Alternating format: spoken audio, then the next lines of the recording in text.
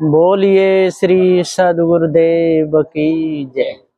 सदगुरु श्री कबीर साहेब की जय।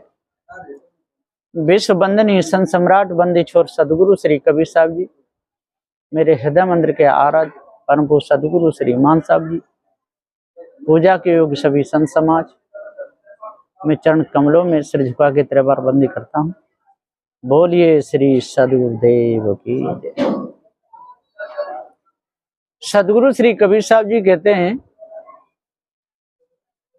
संतो घर में झगड़ा भारी, रात दिवस में उठ उठ लागे पांच ढाई नारी। न्यारो न्यारो भोजन चाहे पांचों अधिक स्वादी, कोई काऊ का हटा न माने आप या मुरादी। दुर्मत केर दुहागन मिटे डोटे चाप चपेरे, कहीं कबीर सोई जन मेरा जो घर की रार निवेरे।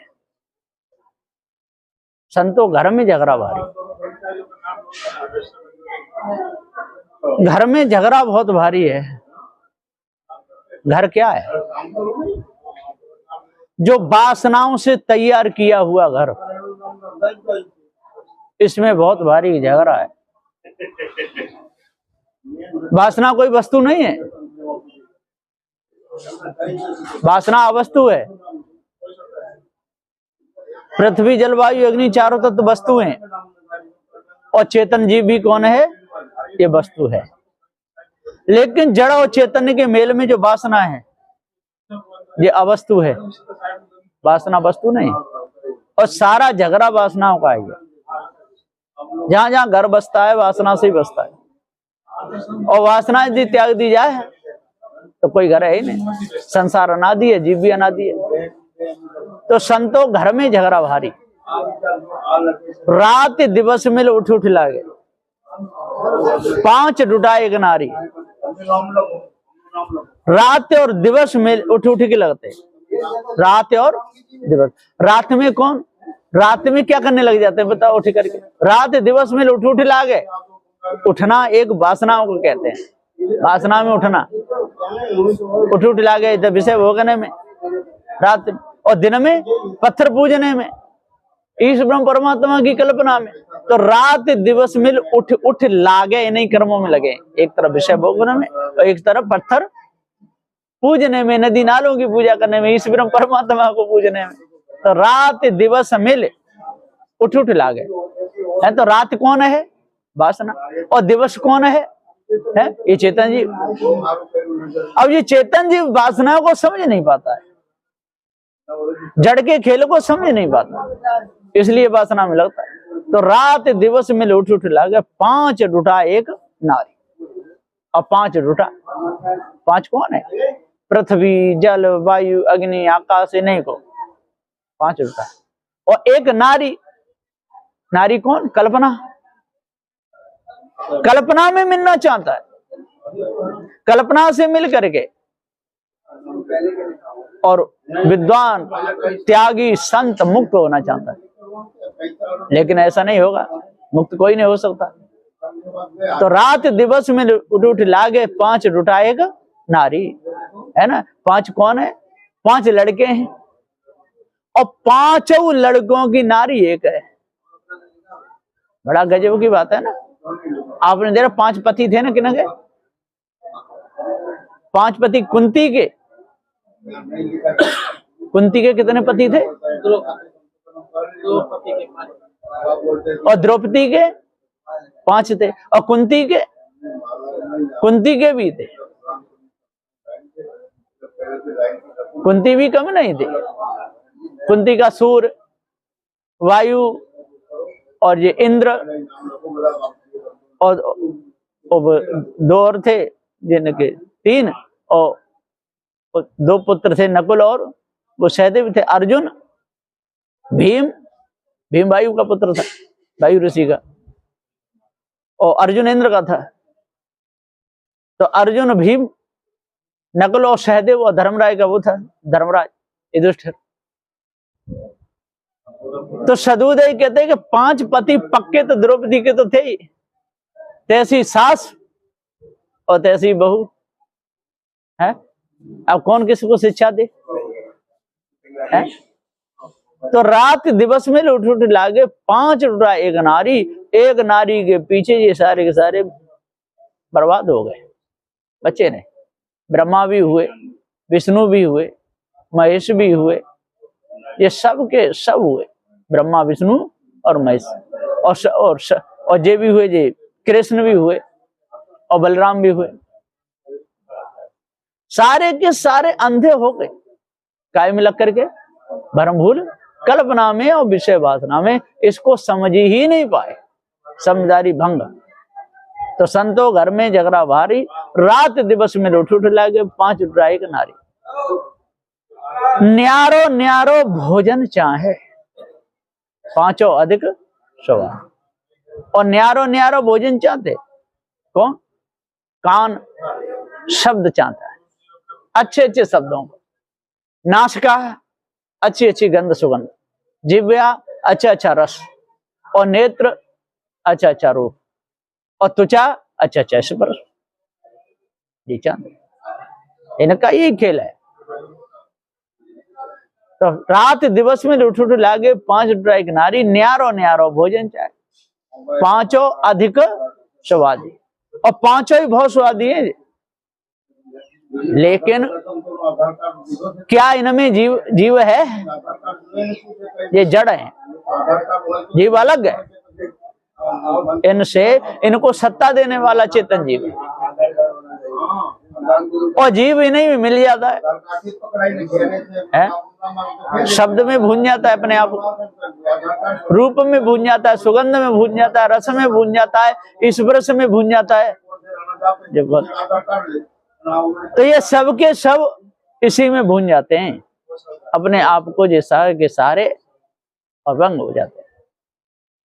तो न्यारो न्यारो भोजन चाहे 5 अधिक स्वादी, और कोई काऊ का हटा न माने, आप ही आप मुराद, और कोई किसी का हटा मानता नहीं। समझाने से कोई नहीं मानेगा। जो शब्द का गुलाम होगा, आपका कितना बड़ा मित्र है, और आप कितना भी रोकिए, लेकिन वो शब्द सुन के दौड़ जाएगा, चला जाएगा, मेरा जरूरी काम है, वहां जरूर जाना है, मेरा मित्र है, मैं बुलाया हूं, ऐसा है वैसा है कह के आपका साथ छोड़ देगा। जो शब्द का गुलाम है वो आपका साथ छोड़ ही देगा, और रूप का गुलाम है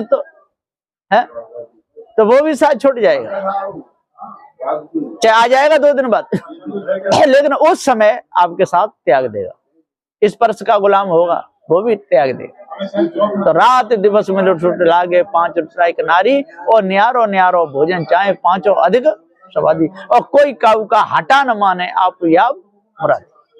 दुर्मत केर दुहागिन मेटे, दुर्मति 2 है, जो दुर्मति को मेट दे। दुर्मति कहिए निर्गुण और सरगुण, निर्गुण कहिए ब्रह्म को, सरगुण कहिए ईश्वर को। निर्गुण आत्मा और सरगुण ईश्वर, इन दोनों की जो कल्पना को मेट दे, इन दोनों की जो कल्पना को मेट दे, या भ्रम को जो त्याग दे, दुर्मित दुहागिन मेटे, और ढोटे चाप चपेर है ना। यदि बेटा कहना ना माने तो बाप उसको कंट्रोल में रखे, है ना, समझावे, और ना माने तो उसको ताड़ना दे। ढोटे चाप चपेरे, ज्ञान बोध विचार का थप्पड़ लगावे। यदि शिष्य उल्टा चलता हो तो गुरु का कर्तव्य बनता है कि ज्ञान रूपी चांटे से उसको समझावे, है ना, डांटे, समझावे, फटकारे, क्या तू इसी के लिए आया है। तो दुर्मत के दुहागिन मेटे, ढूटे चाप चपेरे, और कहीं कभी सोई जन मेरा। जो घर की रार निवेर है, जो घर गई अंतःकरण, इसमें नाना प्रकार की मानंदी बसा रखी हैं। इन मानंदियों को त्याग है, इस भूल को अंदर से दूर करे। ये ईश ब्रह्म परमात्मा की आत्मा की ये कल्पना को त्याग दे। ईश ब्रह्म आत्म परमात्मा गुरुबन दृढ़ कीना, और इसी भाष में भ्रमण डोले बनो बुद्धिहीना। फंस के जड़ा ध्यास बंधन में मूर्ख गुरुपद नहीं चीना। इन मूर्खों ने गुरुपद नहीं चीना, है ना। पहले तो आत्मा अलग बताते रहे, आत्म सिद्धांत कहते, और फिर जीव को ही कहने लगे, सब कर दिया ना बर्बाद। तो सदुदेव पुकारे के ढोटे चाप चपेरे और कहीं कभी सोई जन मेरा ढोटा कहिए जी मन ही है, इसी विषय विकार है। ढोटे चाप चपेरे इस मन को बस में करे, पार की संतों की शरण में लगे, ज्ञान बोध विचार की चवट लगावे खींच के, है ना, बस में करे। नहीं तो ये मन बस में होता नहीं है, बहुत गिरा देता है, इतना गिरा देता है, इतना ज्ञान देता है कि मल मूत्र को भी चटवा देता है। यदि जीव अपने आप को नहीं जाना, अपने आप को नहीं समझा, अपनी कीमत नहीं जाना, तो मल मूत्र में भी मुंह मार देता है। अब जो शराबी मल मूत्र तो पी रहे हैं, क्या कर रहे हैं? शराबी जब गिर जाते हैं, कुत्ते मुंह चाट जाते हैं, पेशाब भी कर जाते हैं, और खूब आराम से खुशी से फिर पीते, सब कर्म हो जाते हैं, नंग धड़ंग हो जाते हैं। अभी हम बुरहानपुर आ रहे, गली में निकले तो बीच रोड पे टांग बसारे पड़ा था शराब है। मना साहब बोले देख जीवन तो ये इसका है? निर्भय पड़ा हुआ है, निर्भय नहीं पड़ा हुआ, वो भारी दुख भोग रहा है। पशु है, पशु खाने में जाएगा, पशु वृत्ति बना ली उसने। तो दुर्मत केर तो आगे मेट है, ये दुर्मति को ईश ब्रह्म परमात्मा कल्पना को मेट दे, दो आगे न मेट दे, खानी बानी दोनों जालों का त्याग करे। दुर्मत केर दो आगे न मेट, ढोटे ही चाप चपेर है, और ढोटे ही है ना, और चाप चपेर है। इन काम को, क्रोध को, लोभ को, मोह को, अहंकार को त्यागे, है ना, मन को वश में करे, इसको बिल्कुल दूर कर दे। तो ढोटे ही चाप चपेरे और कहीं कभी सोई जन मेरा, जो घर की रार निबेरे, इस घर की रार को बिल्कुल दूर करे। और यदि जरा भी कसर रह गई, है ना, तो फिर उसको आना पड़ेगा। जरा भी यदि कसर रह गई, सुई की नोक रखने मात्र को भी यदि कमी रह गई, तो उसको फिर जन्म धारण करके पशु पक्षी उसमझ खानी में भटकना पड़ेगा, किसी प्रकार से बचेगा नहीं, है ना। ये शब्द नंबर 3 है। इसमें सदगुरु श्री कबीर साहब जी ने कोई कसर नहीं छोड़ी है, पूरा भेद खोल दिया। और इतने पर भी यदि किसी की आंख ना खुले, पूरा भेद समझ में ना आए, तो सदगुरु श्री कबीर साहब क्या कर सकते हैं? क्या कर सकते हैं? कारक करे जे गड़ रही, बचन वृक्ष की फांस, निकसाए निकसे नहीं, रही सुकाऊ घास। करक करे जे गड़ रही, बचन वृक्ष की फांस, ये 100 नंबर की साखी है। सदगुरु श्री कबीर साहब करक करे जे गड़ रही, है ना, जैसे बचन वृक्ष की फांस, यदि बांस की फांस किसी के लग जाए तो बहुत रह रहे कसकती है। इसी प्रकार से बेर के कांटा किसी के लग जाए, बहुत रह रहे कसकता है। खजूर का कांटा यदि किसी के टूट जाए तो रह रहे की कसकता है। तो करक करे जे गड़ रही, बचन वृक्ष की फांस। बचनों का वृक्ष क्या है? बचनों का वृक्ष ही शरीर ही है, और क्या है? इसी से बचन बोले जाते। और बचन बोल बोल के 4 वेद 6 7 18 पढ़ लिख दिए, इनकी फांस इनको पढ़ पढ़ करके, और अंदर फांस टूट गई। कोई ईश्वर है, कोई ब्रह्म है, कोई आत्मा है, कोई परमात्मा है, कोई अल्लाह है, कोई खुदा है, भूत है, चुड़ैल है, फलाना भूत हो गया, चुड़ैल हो गई, ये सारे ये बचन वृक्ष की फांस। कर करे जे गड़ रही, बचन वृक्ष की फांस। निकसाए निकसे नहीं, रही सुकाऊ घास। अब सारे संसार के लोग इसको निकलवाना ढूंढते हैं, पर निकलते नहीं। पार की संतों के पास जाते नहीं, उनकी बात को मानते नहीं, उनके पास में औजार है। इस भरम भूल कल्पना को, विषय वासना को, इस ब्रह्म परमात्मा की कल्पना को निकालने का औजार किनके पास है? पार की संतों के पास है। लेकिन उनके पास नहीं जाते, भ्रमकों के पास में जाते हैं, तो वो और ज्यादा टोट देते हैं और फांस गहरी कर देते हैं, है ना। जैसे फांस निकालते हैं तो फांस का निकालने का तरीका है, सीधी के सीधी जहां फांस हो वो ऊपर चीर दो। फांस जहां लगी है, दिख रही लगी है, तो फांस जहां लगी है ऊपर से चीरो ऐसे, या पीछे से, फांस के पीछे से चीर दो, फांस निकल जाएगी।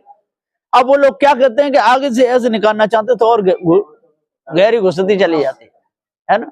जैसे जैसे खींचते हैं, जैसे दंदल में कोई आदमी जा रहा हो और जिसको ऐसा खींचोगे तैसे अंदर जाएगा। इसलिए यदि वो लेट जाए ऐसे करके और पीछे से खींचे तो निकल आएगा, है ना। और पैरों की तरफ से पैर खींचेंगे तो नहीं निकल, पैर तो अंदर है, और पैरों में रस्सी बांध ले तो फिर मर ही जाएगा, अंदर ही जाएगा। इसलिए पीछे से बांधना पड़ता है, ऐसे दंदल में जा रहा हो तो तब ऐसे खींचना पड़ता है पीछे। तो वो निकल जाएगा। तो ये दंदल है, खानी और बानी दोनों जाल क्या है, दंदल है। और सदगुरु श्री कबीर साहब उसको हाथ पकड़ के खींचते हैं, पीछे को खींचते, तब वो खींच, पीछे को मुंह सामने और पीछे को पीछे खींच लेते इसलिए, और जे मुंह की तरफ से खींचते हैं तो और ज्यादा चले जाते है ना। तो सदगुरु श्री कबीर साहब जी यहाँ पुकार के समझाते हुए कहते हैं कि यदि आप लोगों को इस संसार से बचना है और भ्रम भूल कल्पना से बचना है तो ये सारी फांसें निकालनी पड़ेगी। ये फांस है, ब्रह्म फांस, आत्मा फांस, ईश्वर फांस, परमात्मा फांस, है ना, ये शिव फांस, 33 कोट देवता माने हुए ये फांस, ये तंत्र मंत्र जादू टोना हवन होम, ये सारा क्या है, ये फांस। 4 फल, 4 मुक्ति, 8 सिद्धि, 9 निधि, ये सब क्या है, ये सारी फांस हैं। तो कर्क करे जे गड़ रही बचन वृक्ष की फांस, और निक्स आए निक्से नहीं रही सुखाऊ घास। किसी न किसी घास में कहीं ना कहीं ये कमी रह जाती है। भेष ले लेते हैं, पारखी गुरु से भेष ले लेते हैं और पारखी भी कहने लगते हैं, लेकिन इन शब्दों के गुलाम बने हुए हैं, ब्रह्म के, आत्मा के, परमात्मा, ये तो बीच में घुस ही देंगे, कुछ नहीं तो आत्मा शब्द तो लगा ही देंगे, है ना। तो सदु देखे जी गुलामी इनकी नहीं जा रही। जीव को आत्मा कहेंगे, जीव को ब्रह्म कहेंगे, जीव को शिव कहेंगे, सब कुछ जीव ही है, जीव की कल्पना, और कल्पना भी कहेंगे कि जीव की ये कल्पना है। देखो इन लोगों की दुगलेपन, जीव को ही आत्मा कह देंगे, जीव को ब्रह्म कह देंगे, और फिर कल्पना भी कहेंगे। जब कल्पना है तो फिर जीव कैसे हुआ?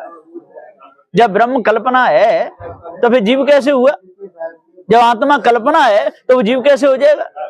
है कल्पना तो कल्पना है, कल्पना कभी जीव नहीं हो सकती, है ना। कल्पना करने वाला चेतन जीव है, कल्पना कोई वस्तु ही नहीं है। जिसकी कल्पना कही इस ब्रह्म परमात्मा, ये कोई वस्तु नहीं है। तो कर्क करे जे गड़ रही बचन वृक्ष की फांस, निकसाए निकसे नहीं रही सुकाऊ घास। किसी न किसी घास में कहीं ना कहीं ये कमियां रह जाती हैं। कोई कोई साधु भेष पैर करके भी ब्याह शादी में जाते हैं, साधु भेष पहन करके भी अपने लड़की बच्चन की शादी करते हैं, घर में जाते हैं, है लड़की की शादी, लड़का की शादी, ये करते हैं। जो साधु भेष पहन करके और बेसियों की जगह पे जा रहा है, ब्याह शादी में जा रहा है ना, बेटी बेटन की शादी कर रहा है, उसको साधु कैसे कहा जाए? है कोई सवाल ही नहीं। तो कोई तंत्र मंत्र जादू टोना और भौरव भूल में भूले हैं, और पूज पूज नदी नालों को और विषयवास में झूले, विषयवासना में झूले, सारे के सारे चिपक में चिपक, चिपक में चिपक, चिपक में चिपक, चिपक मर जाए और चिपक छूट जाए, जाके दिल से सोई जी मुक्त रह जाए। सारे संसार है नैन में नैन, नैन में नैना, नैन में नैन मिलाता है, और जासंग नैन मिला लेता है, तासंग जन्म गमाता। पूरा समय चला जाता है, लेकिन सारे भेद को नहीं समझ पाते, है ना, और संसार के गुलाम बन जाते हैं और त्याग भी दिखाते हैं। अब बताओ, तो सदगुरु श्री कबीर साहब जी का सिद्धांत पारक है, और सदगुरु श्री कबीर साहब का ग्रंथ बीजक है। बीजक को जो भी गुरुमुख से पढ़ेगा उसके अंदर से सारी कालमा निकल जाएगी, बिल्कुल नाम मात्र के लिए कालमा रहेगी नहीं। जो भी गुरुमुख से बीजक को पढ़ेगा, और गुरुमुख से बीजक को जब पढ़ लेगा, उसको जड़ चेतन का भेद समझ में उसके आ जाएगा, खानी बानी दोनों जाल समझ में आ जाएंगे, और इन मायावी गुरुवा लोगों का ये चक्कर समझ में आ जाएगा, तो वो भूल में पड़ेगा ही नहीं। है भूल कहां से आई? जीव के स्वरूप में भूल है नहीं, तो भूल आई कहां से? जीव प्रथम अपने आप को ही भूल गया, अपने आप को भूला तब तो भूल आई। यदि अपने आप को नहीं भूलता तो भूल कहां से आती? भूल क्या चीज है, क्या वस्तु है? भूल का रंग रूप क्या है? कुछ नहीं, भूल कोई वस्तु नहीं है। जैसे शरीर की परछाई कोई वस्तु नहीं, वृक्ष की छाया कोई वस्तु नहीं, अवस्तु है, लेकिन दिख रही है कि नहीं? दिखती है ना, है अवस्तु होते हुए भी दिख रही, शरीर की छाया वस्तु होते हुए भी दिखती है। इसलिए ये सब क्या है? ये भूल है, ये भ्रम है। तो काम क्रोध मद मोह में सब जगह भूला जाए, और पारखी गुरु समझाते हैं, लेकिन समझ एक नहीं आए। पारखी गुरु समझाते हैं, समझता नहीं, और भ्रम के भजनों को गाता है, कबीर साहब का नाम लेता है। आत्म ज्ञान बिना नर भटके, कोई मथुरा कोई भ्रम का भजन है।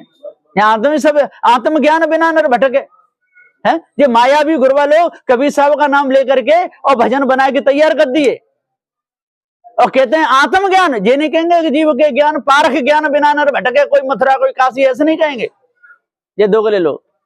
वो कहते हैं आत्मज्ञान बिना नर भटके कोई मथुरा कोई काशी।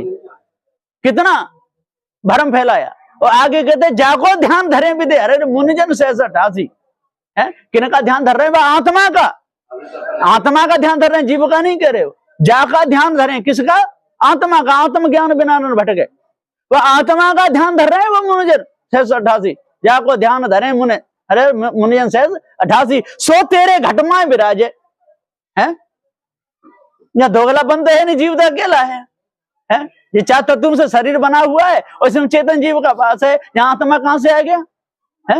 ये आत्मा रूपी तलवार भोंक करके जीव को दुख दिया है। साधु श्री राम स्वरूप साहब जी कहते हैं सदग्रंथ बीजक में कि ये आत्मा रूपी तलवार को घूस करके जीव को उल्लू बना रहे हैं कि तू ही आत्मा है, और फिर काट करके और पत्थर को पूज रहे।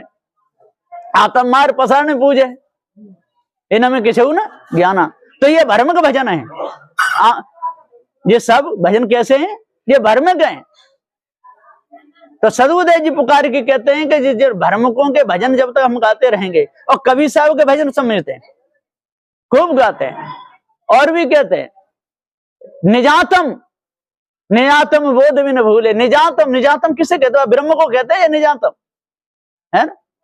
तो सदगुरु श्री कबीर साहब जी निजातम कहिए, आत्मा कहिए, पीव कहिए, शिव कहिए, जो भ्रम गए। भ्रम के लोगों ने पारक सिद्धांत में घुस करके या जो वंश गद्दी वाले जो सब भ्रम गए, जितने भी जो वंश गद्दी वाले हैं और भी जो दोगले लोग हैं जो घुसे हैं, पार नाम कबीर साहब का लेते हैं, है ना, और कबीर साहब की मूर्ति बना के आरती करते हैं। अब बताओ, तो आत्म ज्ञान बिना नर भटके कोई मथुरा कोई काशी। और आगे क्या कहते हैं? ये आत्मा का और भी कहते हैं कि जैसे मृगा नाभ कस्तूरी और बनवर फिरत उदासी। तो आत्मा तेरे में व्यापक है, तू बनवन क्यों फिरा? ये अर्थ लगाते हैं। और मृगा का दृष्टांत देते हैं। मृगा तो पशु है, वो बेचारा क्या जाने कि कहां कस्तूरी है, वो कस्तूरी को जानता ही नहीं। मृगा कस्तूरी को नहीं जानता है, और उसे ये भी नहीं पता कि जाके सुगंध से मेरा क्या होगा। वो तो मनुष्य ही जानेगा मृगा को, मृगा की कस्तूरी को मनुष्य ही जानेगा। और ये लोग कहते हैं कि आत्मा कैसे है शरीर में, कैसे व्यापक है कि जैसे मृगा नाभ कस्तूरी और बनवन रहत फिरत उदासी। पानी में मीन प्यासी मुझ सुने आवे आसी। पानी कहिए ये सब क्या है? ये ब्रह्म ही ब्रह्म है, और इसमें मीन प्यासी। जब सब ब्रह्म ही ब्रह्म है तो फिर मीन प्यासी कैसे रह जाए? अब मूर्ख को ये पूछो कि जब सब पानी पानी है, सारा पानी पानी है, तो मीन प्यासी रहेगी? कहां से रहेगी? कोई सवाल ही नहीं है। जब एक ब्रह्म ही ब्रह्म है, सब में लिपायमान है, तो द्वैत आएगा वहां? नहीं आएगा। तो जैसे मृगा नाभ कस्तूरी बनवन फिरत उदासी, पानी में मीन प्यासी मुझ सुने आवे हासी। जल बिच बीज कमल, कमल बिच कलियां और तापर भमर निवासी है। और फिर आगे क्या कहते हैं? जल बिच कमल, कमल पर कलियां, तापर भमर निवासी। और सोमन बस त्रिलोक भयो है, जति सती सन्यासी। अब बता, जति सती सन्यासी सब जोड़ दे, तब भी इन लोगों की समझ में बात नहीं आई कि ये भर्म के भजन है। ये भजन कैसे? ये भर्म के लोगों के। और कबीर साहब का आगे नाम जोड़ दिया है। तो सदगुरु श्री कबीर साहब जी पुकार के समझाते हुए कहते हैं कि लोगों ने सत्यानाश कर दिया है। श्री गुरुदयाल साहब ने तो पूरा हार पार कर दिया। आत्मज्ञान निश्चय किए झूठन के सरदार। आत्मज्ञान को निश्चय करने वाले या जीव को आत्मा कहने वाले या कल्पना में जीव को जोड़ने वाले ये कौन है? कौन है? झूठन के सरदार। आत्मज्ञान निश्चय किए झूठन के सरदार, और कृत्म को करता कहें पढ़गुन भाई लवार। ये लवार लोग हैं। और कहते हैं हम कौन है? पारखी। हम कौन है? कबीरपंथी। और गुरु हमारे कौन है? तो बड़बड़ों का नाम लेते हैं, गड़बड़ स्वयं करते हैं, मिलावटबाजी करते हैं, और नाम लेंगे बड़े पुरुषों का नाम ले देंगे, उनके शिष्य हैं भैया जी, उनके शिष्य हैं। अब उनका ज्ञान ही नहीं है तो उनका शिष्य कैसे माना जाएगा? है जिसका जिसके पास ज्ञान हो उसका माना जाएगा, है ना। जो जैसे बाप शराबी है नहीं, जुआ खेलता नहीं, चोरी करता नहीं, हिंसा कर, और बेटा कर रहा है तो उसका है ही नहीं।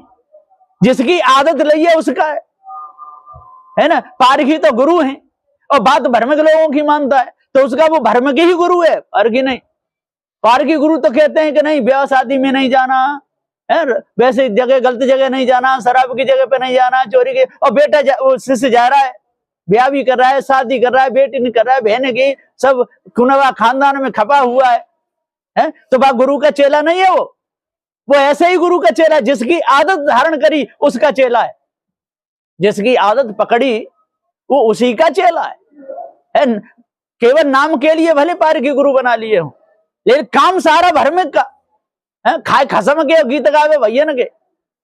ऐसी ऐसी बहुत सी औरतें होती हैं कि अपने खसम के घर से और रुपया कोच्चा कहते हैं उसको, कोच्चा पहले औरतें करती, और एक एक 10-10 20-20 रुपया ले लेके रखती रहती हैं और 1000 2000 500 रुपया कर लेती हैं और ज्यादा कर लेती हैं 10-20 हजार। और फिर कहाँ जाती हैं अपने भैया के यहाँ और वहां से नथनी बनवाए गिला में, कमर करधनी, सोने की अंगूठी, फिर आई ए बहना आप तक कमर करधनी बनवाए लाई, सोने की जे अंगूठी है नथनी है कि जे हमारे भैया ने बनवाई है। अब बताइए, और माल कहां से ले गई? खसम का। और गीत किनके गा रही है? भैया न के। इसी प्रकार से ये सारे संसार के लोग माल किसका खाते हैं? जिंदाओं का, और गुण गाते हैं मुर्दाओं है। माल जिंदा का खाते हैं, माता पिता का माल खाते हैं और मुर्दनों की पूजा करते हैं मंदिरों में, ज्ञान बोध विचार गुरुजनों से सीखते हैं और पत्थरों की पूजा करते हैं ज्ञान सुनते हैं गुरुजनों से, है ना। उनके मंदिरों में रहेंगे, उन्हें खाएंगे पिएंगे बिगाड़ेंगे और पत्थर की पूजा करेंगे। अब बताओ खाए खसम के? खसम कौन? चेतन जीव। और गीत गावे भैया के, मैंने जो भैया जो मान लिया जो ईश ब्रह्म परमात्मा देवी देवता जो मानंदी से कल्पना से मार के उनकी देन है उसे भैया आपने मकान तो बहुत अच्छा बनवा लिया कि परमात्मा की देन है। ये नहीं कहेगा वो मूर्ख है, माता पिता की देन है, ये नहीं कहेगा। किसी भी बेटा से कहो कहीं भी कि भैया आपका मकान तो बहुत अच्छा है, 3 मंजिल का है, बहुत अच्छा बनवा लिया, कि हाँ ईश्वर की कृपा है, सब परमात्मा की देन है। अब कितना बड़ा झूठा लबार है। ये नहीं कह रहा है कि माता पिता की कृपा है, माता पिता की देन है, ये नहीं कहेगा। ज्ञान बोध विचार, अरे आप तो बहुत बढ़िया भजन गाते हो, प्रवचन अच्छा करते हो, बड़े हाँ सब ईश्वर कृपा है। वो मूर्ख ये नहीं कहेगा कि गुरु की दया है गुरु की कृपा है, ये नहीं कहेगा। जो गुरु की बात सेवा ही नहीं करी, गुरु की बात मानता नहीं, गुरु के बोध विचार को धारण करता नहीं। गुरु कहते हैं पूर्व को चले वो पश्चिम को जाता है तो कैसे कहे कि गुरु की कृपा है? बात ही नहीं मानता। तो सदगुरु श्री कबीर साहब जी पुकार के समझाते हुए कहते हैं कि कर्क करे जे गड़ रही बचन वृक्ष की फांस, और निकसाए निकसे नहीं रही सो काऊ घास। ये फांसे कर्क करे में गड़ रही है और निकसाए निकसते नहीं, और माया भी गुरु वालों को ज्यादा तोड़ जाते हैं। और पार की संत गुरुजन जाते हैं और निकालने की युक्ति बताते हैं तो उनसे डर के भागते हैं कि नहीं नहीं नहीं नहीं हाथ नहीं लगाना ये फांसों से, डर के भागते हैं। तो सदगुरु श्री कबीर साहब जी कहते हैं कि बंदे कर ले आप निबेरा, अपना निबेरा तू स्वयं कर ले। इसलिए संतो घर में झगड़ा भारी, रात दिवस में उठ उठ लागे 5 टुराई का नारी, न्यारो न्यारो भोजन चाहे 5 अधिक स्वादी, और कोई काऊ का हटा न माने आप मुरादी। दुर्मत के दुहागर मिटे डोटे चाप चपेरे, और कहीं कभी सोई जन मेरा जो घर की रार निबेरे। कर करे जे गड़ रही बचन वृक्ष की फांस, और निकसाए निकसे नहीं रही सो काऊ घास। यदि इस भेद को समझना है और घास निकालनी है तो गुरुमुख से सदग्रंथ बीजक पढ़ना पड़ेगा। और जो इस पारक सिद्धांत के जो मर्मक जड़ चेतन के समझे हुए जो संत हैं उनके द्वारा ही भ्रम दूर होगा, और नहीं तो होगा नहीं। बोलिए।